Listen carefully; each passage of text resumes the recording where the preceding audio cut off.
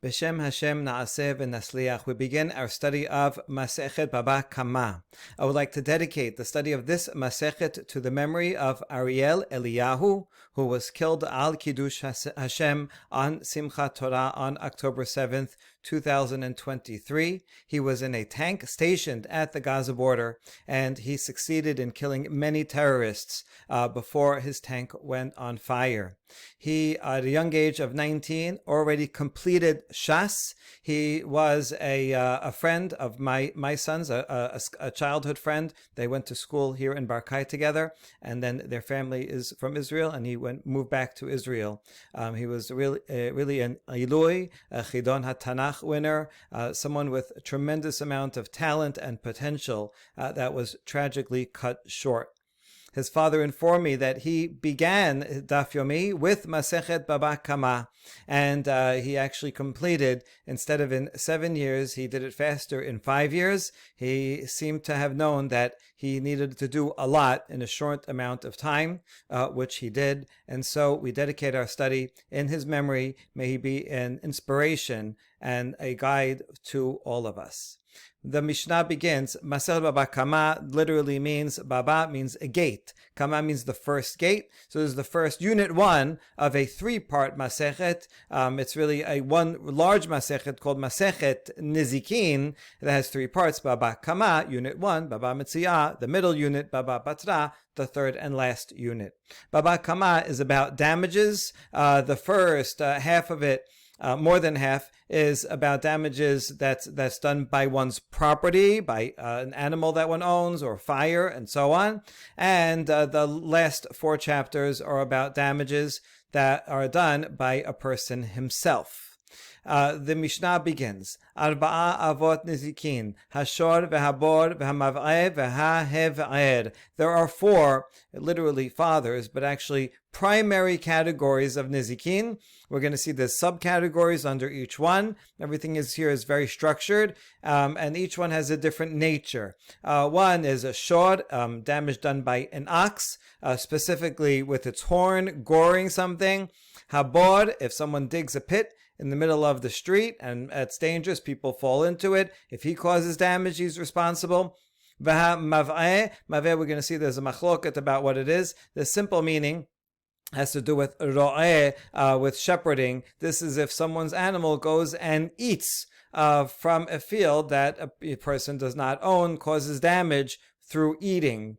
V'ayed is a fire. If I start a fire and it gets out of control, I am responsible and I have to pay damages in all of these cases. Now, what's the significance of having 4 avot, 4 primary categories? Why do I have to learn about all of them? Because because the ox is not the same as, I'm going to go with the eating, even though there's machloket. We're going to see about what this is. So a shor that gores someone is not the same as an animal that eats something that it doesn't belong to it, and the other way around. An animal eating and causing damage by eating is not the same as one that causes damage by goring. Something that does it by goring is intending to harm. The animals have intention also, and so it's intending to do harm. It gets no pleasure from, it gets no benefit from it.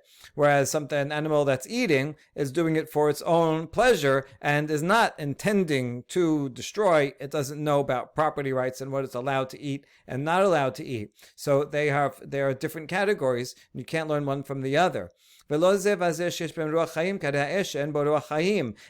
2 which are done by animals that are living beings, is not the same as fire, which is not a living being. It's an inanimate object that doesn't have a mind of its own, and so one would not be able to learn damages of fire from damages that are caused by an animal. And those 3 things which move, animals move of their own accord. Fire moves just from the nature of fire, and so those move and travel and cause damage as they travel. That's not the same as a pit which just stays in place. It doesn't move. And so I wouldn't be able to learn that one is responsible for digging a pit if someone gets hurt in the pit. I wouldn't be able to learn that from the other three, which do move. So each one has a fundamental, essential difference from the others, and that's why these are four categories. And other things that come up, well, we can fit into each one of these categories once we understand the essential nature of each.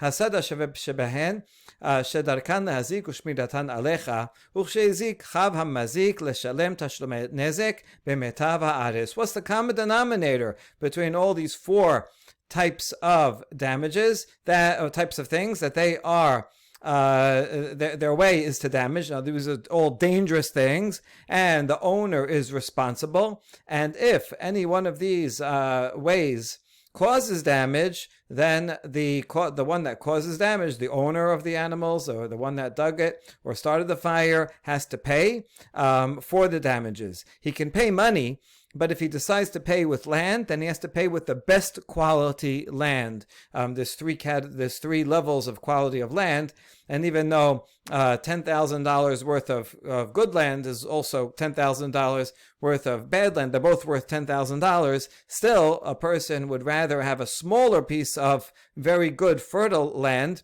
in a good area, even though it's smaller, rather than $10,000 worth of land that is not good, even though that will be a bigger piece of land, but harder to work, doesn't produce good crop. And so metav haaretz is something that people would want the most. And so in all these categories of damages, if you pay with land, you have to use the best quality land. That's the Mishnah. Gemara, מדקתני אבות מכלל דאיכא תולדות, תולדותיהן כיוצא בהן, או לאו כיוצא בהן. Since it says in the Mishnah that there are four primary categories, so we can infer that there are also subcategories within each primary category. Now here's the question that we're going to be dealing with for today and into the next stuff as well. The subcategories, do they have the same status as the primary categories, or do they have a lower status? Is the responsibility of the owner for if a tolada if he causes damage by a tolada, is he just as responsible as for one of the avot, or is responsibility for a tolada less than the avot? That's the question. Before we answer the question, first we're going to set up the two possibilities. One is from laws of Shabbat, and one is comparing it to laws of Tum'ah and Tahara. As we're going to see in a second, regarding Shabbat is Avot and Toladot, and one is liable for Avot and Toladot equally, just the same. Whereas when it comes to laws of Tum'ah, Tum'ah causes something that's an Av HaTum'ah causes Tum'ah more than something that's only a Tolada, a secondary source of Tum'ah. So in other words, the subcategories or the secondary sources of Tum'ah are weaker than the Av. And so when we come to Nizikin, what is it? Is it like Shabbat or is it like Tum'ah? You're going to see that these first few dapim are very conceptual, whereas the Mishnah gives specific examples. All right, here is something, a way of damaging with fire, with an ox, and so these are specific examples, but each of them are examples of full categories with subcategories. So we want to work out the exact definition and nature of the categories and subcategories. So first, regarding Shabbat. Gabe Shabbat tenan avot melachot arbim chaser achat. Avot miklal deika toladot. The Mishnah on Shabbat, chapter 7, teaches that there are 40 less 1, 39 melachot, primary categories. Since it says primary categories, we can infer that there are subcategories of melachet Shabbat as well. Toldahen kayoseh bahen. In that case, the subcategories have the same status as the primary categories. Lo shena av hatat, lo shena tolada hatat, lo shena av sikila, ve'lo shena tolada sikila. If someone violates one of the av melachot, for example, planting seeds in the ground, that's an av melacha. If one does it by mistake, meaning he doesn't know, he forgot it's Shabbat, or he knows it's Shabbat but forgot that this is a melacha. So if he does it by mistake, his chayav a hatat. Or a tolada. A tolada of a planting is watering the garden, because that also helps plants to grow. So even though it's not literally planting, but it achieves the same purpose, so that's watering the garden is a tolada of planting. And if somebody waters the garden by mistake, they have to bring a korban hatat. So the liability is the same. And that's true also regarding if someone does something on purpose of melacha with witnesses who warn him, then that person will be liable to sikila, to stoning. And again there, it doesn't matter if one plants on purpose, that is liable to sikila, or waters a garden on purpose, also chayav sikila. So you see, regarding Shabbat, it's the same. Maika ben av letolada. So why call some of them primary categories and other subcategories if you're going to get the same punishment anyway? Nafkamina dilu avid shete avot behadeh hadadeh, ina mishte toladot behadeh hadadeh, michayav akol hada vechada. Vilu aved av tolada dideh, la michayev la hada. So what's the difference between them? The difference is as follows. If someone does two different avot within the same period of awareness, for example, two avot would be watering the garden and grinding wheat into flour. Those are both avot. If someone does both of them within the same time period, then they have to bring two korban hatats. Or if they do two different toladot, meaning toladot of two different melachot. So for example, he waters a garden, which is a tolada of planting, and within the same time period, he also minces vegetables, cuts them very finely, which is a tolada of grinding. It's not exactly the same as grinding into flour, but mincing vegetables into very small pieces is similar to grinding. So if someone would do those two things, watering a garden and mincing vegetables in the same period, so also that person would be liable to two korban hatats, because they're under they're subcategories of two different primary categories. However, if someone does a primary and a secondary category within one time period of unawareness. In other words, a person forgot it was Shabbat, and then they watered the garden, they planted and watered the garden. Planting being the Av, watering the garden being Tolada. And then they realized, oh, it was Shabbat, and they did both of those things. That person would be liable only to one Korban Hatat, because he did an Av and a Tolada, right? That were related. Or the same thing if the person would grind and mince vegetables within the same period of unawareness, only one Korban Hatat. So that's why it's important to know what is an Av and what is a Tolada, because then we'll know if they're directly related, then it would be one Korban Hatat if it's done within one period of awareness or unawareness, whereas if it's two different avot or toladot of two different avot, then one is going to have to bring two korban hatats. Fine. Ulbi Eliezer de mechayev tolada b'mkom av amay kari le'av amay kari la tolada. All right, that's fine for the majority opinion, but there is a minority opinion of Rabbi Eliezer who says that if someone, let's say, grinds and minces vegetables, then they are liable to two korban hatats, because he says one is chayav for the main category and for the subcategory. So according to the Rabbi Eliezer, why bother calling some of them an Av and some of them a Tolada if there is no practical difference? And the answer to that is Hachta Ava b'mishkan chashiva kari le'av, Hachta Lava b'mishkan chashiva kari le'tolada.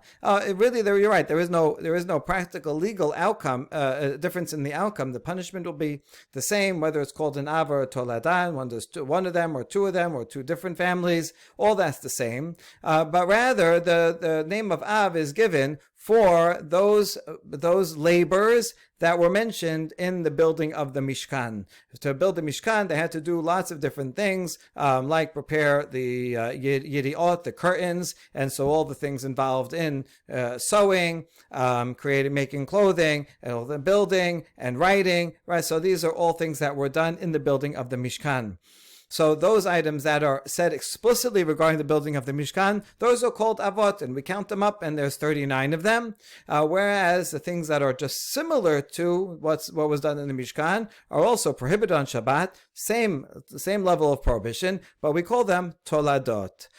We learn what melacha is. The word melacha comes up, if you look in the concordance, it comes up a lot of times, but it comes up many times regarding the building of the Mishkan. It's called melacha, and on Shabbat, don't do melacha. So when the rabbis came and said, well, what is melacha, right? The Torah doesn't give a lot of details about what exactly is prohibited on Shabbat. So we said, well, where else does it say melacha? It's Mishkan, it says a lot of times to perform the melacha of the Mishkan. So therefore, this is a good way of defining, well, what is melacha prohibited on Shabbat? Anything that would be done in the Mishkan.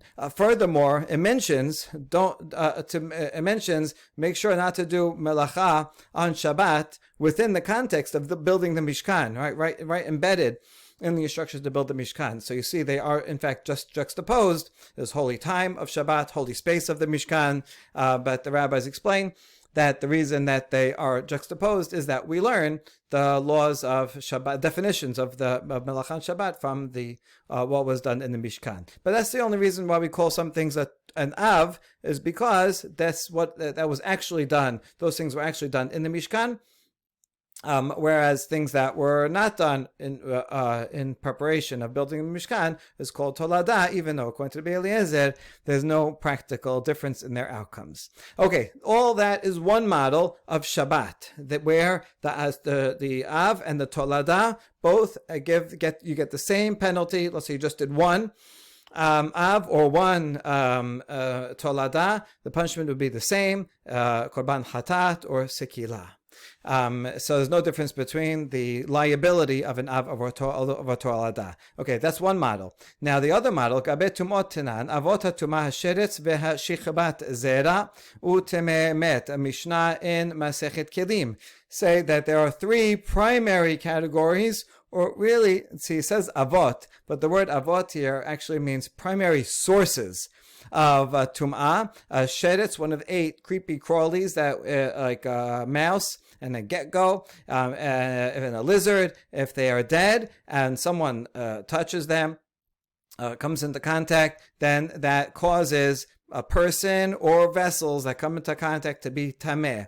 Also, shichvat zera, the male seed, if it comes into contact with a person or vessels, causes that to become tameh. Utmeh met, and a person who is tameh lamet, who came into contact with a corpse, that person himself is a primary source of tum'ah, such that it causes impurity to other people and vessels. So those are 3 primary sources.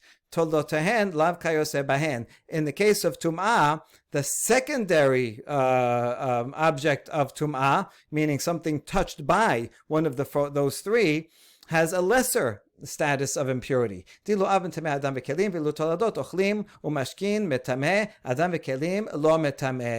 whereas the Av, let's say a dead lizard, that causes tum'ah, whatever it touches, whether it be a person, a vessel, food, or drink, all those things will become tameh if it touches a dead sheretz. But let's say I touch a dead sheretz, so now I become tameh, but I'm only a tolada because I touched the sheretz, not the sheretz itself. So that's a tolada. That's a secondary source of impurity, which will cause impurity only to food and drink, but not to other people or vessels. And so here, it doesn't really mean categories and subcategories, but rather source, the original source, and a secondary source. And so here, the Tolada is lesser than the original. So we ask, Hacha Mai, what about regarding Nezikin? Are the subcategories equal liability to the primary, like Shabbat, or is it lesser liability for the subcategories, like it is regarding Tum'ah, the different distinction between primary and secondary sources? Amar Papa, yesh ben kayose bahen, veyesh mahen lav kayose bahen. Papa says, well, you can't say a blanket statement about all damages. For some damages, the Tolada has the same liability as the Av, but there are some damages where the subcategories are not the same as the Av, and you have to look at each one. So now, for the rest of this daf and continuing on to the next daf, we're going to be analyzing this statement of Papa. We're not going to see fully what he means today, but we're just going to start trying to answer the question today. What does he mean? Which ones are like Shabbat, and which ones are like Tum'ah? So we begin our answer with a baraita. Tenora banan. Shalosha avot emru beshor hakeren v'hashen v'haregel. This baraita gives a different enumeration of the avot melachot that overlap with those of the Mishnah. And it says there are 3 avot within shor itself. A shor has different ways of causing damage. One is through a keren, if it gores a person or an animal with its horn, so that is it's intending to cause damage. Shen is tooth, meaning it causes damage by consuming or eating someone else's produce. But there it's doing it for its own benefit. And regel is trampling as it's walking. It has a right to walk places, but as it's walking, it might smash things on the way, trampling over other people's property. And so these are each different categories, 3 avot that all are associated with a shor. Now, what's the source? We're going to begin with keren. Right now, we're going to eventually get to what the subcategories are, and are the subcategories the same as the primary categories? But now that we mention each one, for each one we're going to think about what is the source from the Torah, and then we'll get to the definition. Keren minelan. How do you know from the Tanakh that goring with the horn is a means of causing damage? De Tanura Banan. Ki yigach en yigicha ela keren, shenemar vayaso Sidkiya ben Kena'ana karne barzel vayomer, ko amar Hashem be'ele tinagach et Aram vegomer, ve'omer b'cho shoro hadar lo ve'kane re'em karnav behem amim yinagach. So now we quote another braita that says, Ki yigach, if an ox gores a person. So, nigicha, what does that mean? If he gores with what? It means with its horn. Now, how do you know that goring is associated with something that it does with its horn? Because we see in Sefer Melachim, the context here is King Achav wanted to go and make war with Aram. And so he gets the king of the south to join him, Yehoshaphat, and he says, well, why don't we ask a prophet about this, whether this is a good idea? And Achav calls this guy, Sidkiya ben Kena'ana, who actually is a false prophet, who tells them, yes, go ahead and go to war. The true prophet says, no, it's a bad idea, do not go to war. But Achav doesn't care about that, and so he calls upon this false prophet. And what does Sidkiya ben Kena'ana do? He doesn't just say, yes, go to war. He demonstrates his message by taking horns of iron, right, and he holds it up, and he says, here's what Hashem said. Hashem didn't really say this. He's a false prophet. And he says, with these you will gore Aram. So here, even though he's a false prophet, we're not learning the truth of his prophecy, but rather simply the use of the meaning of the Hebrew word. He says tenagach, so that's the same word as ki yigach, goring, and he demonstrates the goring with a horn that he holds up, that he makes. So you see that the word goring is related to goring with a horn. So that's pasuk number 1 from Melachim. And there is also another pasuk. This one is in Devarim, in Vizot HaBeracha, in the Moshe's blessing to Yosef.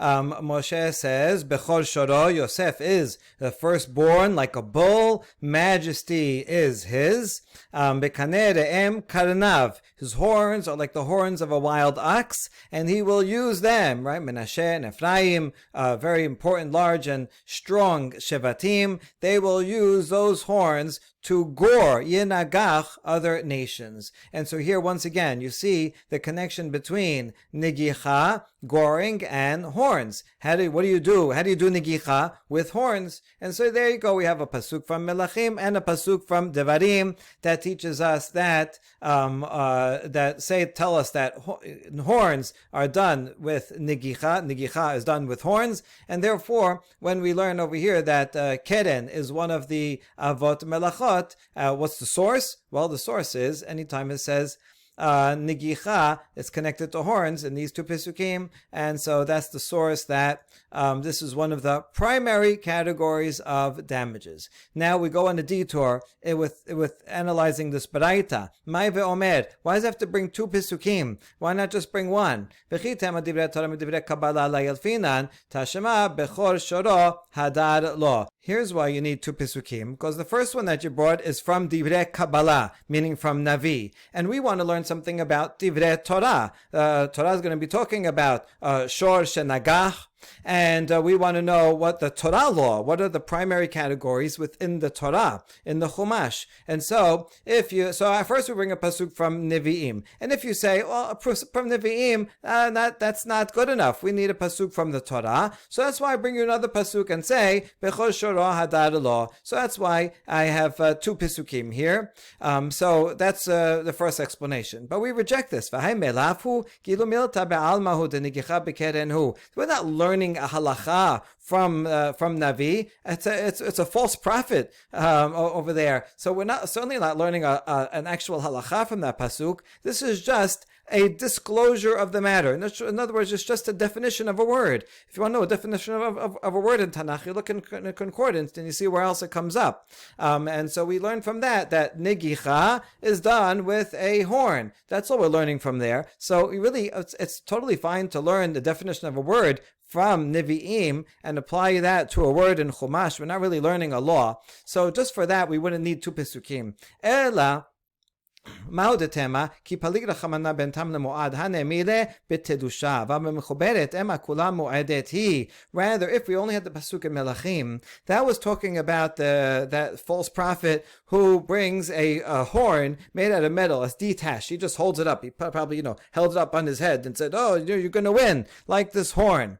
So if I had that, I might have thought that maybe rachamana, meaning Hashem, in the Torah, when the laws of the Torah apply to a horn, I might have thought it applies to a horn that's not actually attached to the animal. And that's where we make a distinction between tam and mu'ad. Meaning, let's say there's some horn on the floor, a shofar or something, and an animal comes along and takes it in its mouth, and while it's in its mouth, it goes in and hits someone with the horn.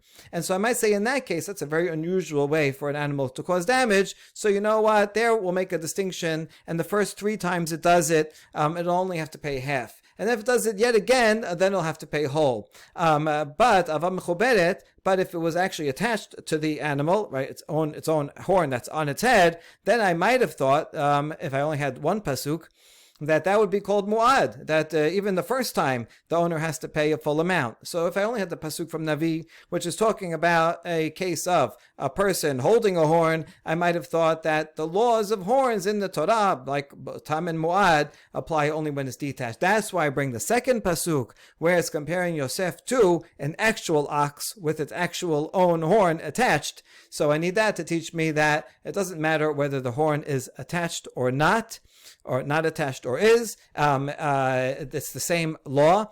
And even for an attached horn, as it is in the Pasuk in Devarim, there is a distinction between tam and mu'ad. We assume that an ox does not gore people, and so the owner is only partially liable for the first 3 times, and only if it has a pattern of 3 times, then on the 4th time it will be called mu'ad and will be liable full damages. Tashema b'chol shoro hadar lo. That's why the Baraita has to say, bring a second pasuk. Okay, that ends the tangent of the source for keren in the Torah and why we need two pisukim to provide the source. And so now we go back to our original discussion. Tolada de keren maihi negifa neshicha rebisa ube'ita. What are some of the subcategories of a horn? They are four of them: pushing, biting, crouching on something and smashing it by crouching, and kicking it. Those are four ways that an animal causes damage. It's purposeful damage that it's doing by doing all these things. So you see, an animal can cause purposeful damage not only with its horn, but also by pushing, biting, crouching, and kicking. Now let's analyze these four subcategories. Ma'ishena negicha dekade le'av tichtiv ki yigach negifa name ketiv ki yigof. Okay, now another tangent for language and sources in the Torah. Why does it call negicha the primary category? Because it says ki yigach. That's in the Torah. Okay, so it's going to use that as the primary category because it's in Torah. Just like with Shabbat, we said that the primary categories are the ones that are mentioned explicitly in the Mishkan. But hold on, negifa is also mentioned explicitly in the Torah, as it says ki yigof. It's right there in the same chapter. Let's look at that inside. Right up here it says ki yigach shor et isha vamet. Yigach, it says regarding someone's ox that gores a person and kills the person. So there it says yigach. A few pesukim later, it says ki yigof shor ish et shor ehu vamet. So here in the case of an ox that's causes damage, kills another ox, it says the word yigof. By the way, if you just look on in a second, it says as onoda kishor nagahu mitemol shilshom. Regarding the same case, you see in the next pasuk it refers to shor nagah. So even regarding pushing and killing an animal, it says yigof and nagach. That'll be relevant in a second. Okay, but back to our question. So why do we consider negicha to be an av and negifa to be a tolada? Here negifa is mentioned as a tolada if they are both found in the Torah. So why not say negifa is the av and negicha is the tolada? And the answer is hi negifa negicha hi. When it says negifa, it actually means the same thing as negicha. They're referring to the same action. Detanya.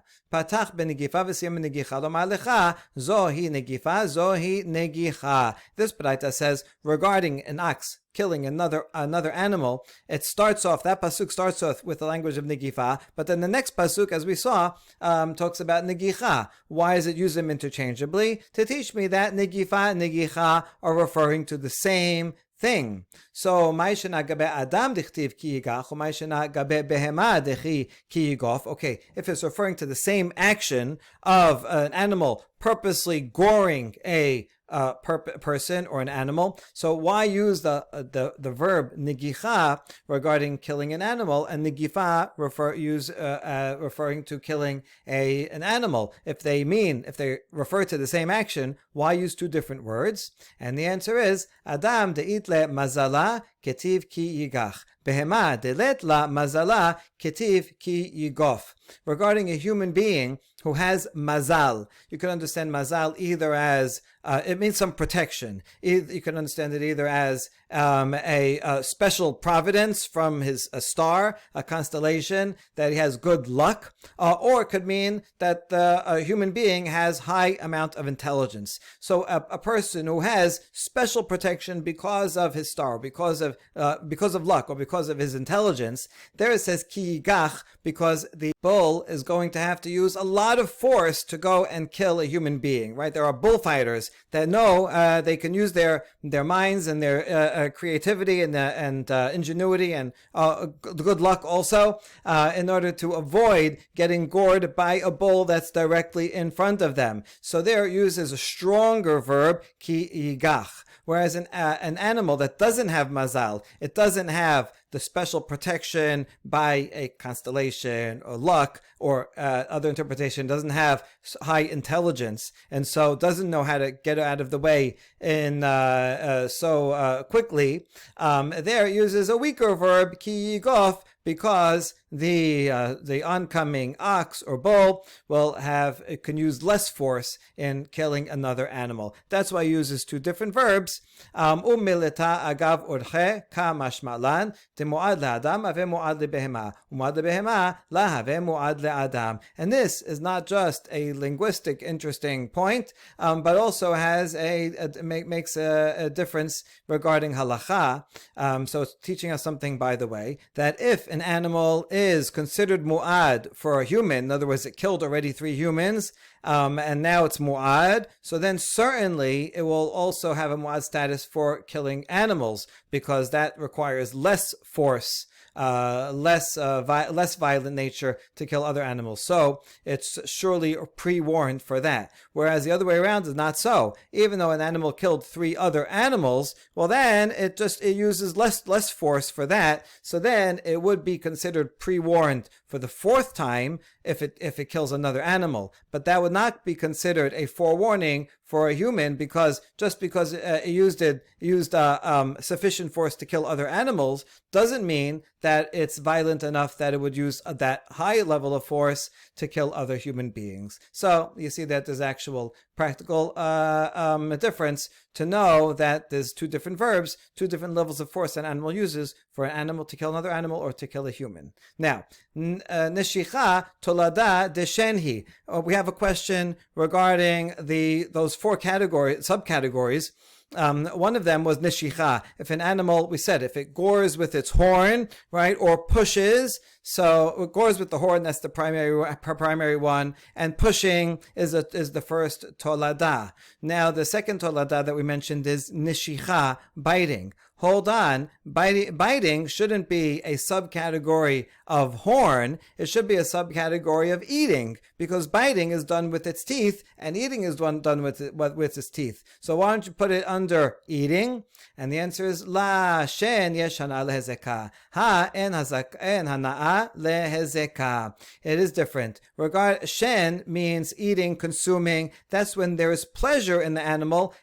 While it's causing damage, but it's not primarily intending to cause damage. The animal is getting personal benefit by eating. So that's what shen is about. Whereas in this one, neshicha, biting, it doesn't get a benefit, right? If it just takes a bite out of person or even out of food but doesn't eat it, so then it's only causing damage without getting benefit. Therefore, biting is better conceptually. It's better as a subcategory of goring, where also the animal doesn't get pleasure, but is only intending to cause damage. And so even though it's done with one's teeth, we're not looking at what part of the body it's using, but rather conceptually about the distinction between receiving benefit or not.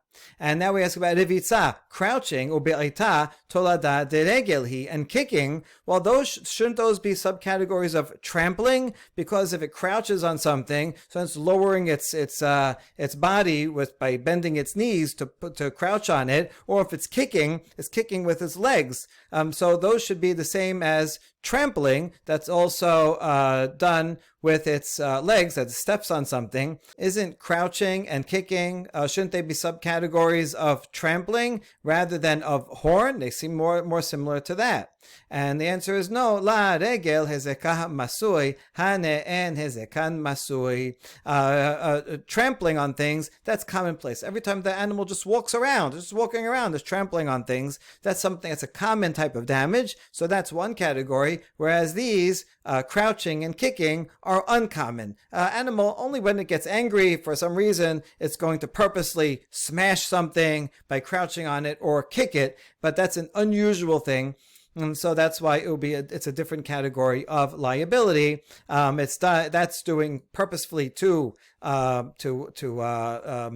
cause damage, and this unusual horn also is intending to cause damage and is unusual. So therefore, again, it's not about the part of the body that it's using, but what's important is conceptually where it fits. Okay. So now that we finished all those tangents about what are the subcategories of keren, we got the subcategories, we got the source for keren, and we understand that's a av, and these are the toladot. Ella toldotehen lav kayose bahen amar Papa ahaya. Now we come back to our original question. When Rav Papa said that in some ways nizikin, their subcategories are like the avot, and they have the same level of liability, and some where the toladot are less liable, are not like the avot. So when Rav Papa said we're looking for subcategories that are not similar to the avot, what categories, which ones is he talking about? Which nizikin? So ilem ahane ma'ishena keren de kavana lahazik umamoncha ushmirato alecha hanename kavanatan lahazik umamoncha ushmiratan alecha. If it's talking about these, the subcategories of goring that we just listed, well, then are they really different? So what's the difference between them? Let's see. Keren, what's distinctive about keren? That the animal has intention to cause damage, to the extent that we can figure out the intentions of an animal, but we can see from its actions what its intentions probably are. The animals have feelings too. So it has intention to cause damage, and the animal belongs to you. It's your property, and you are responsible to safeguard your animal.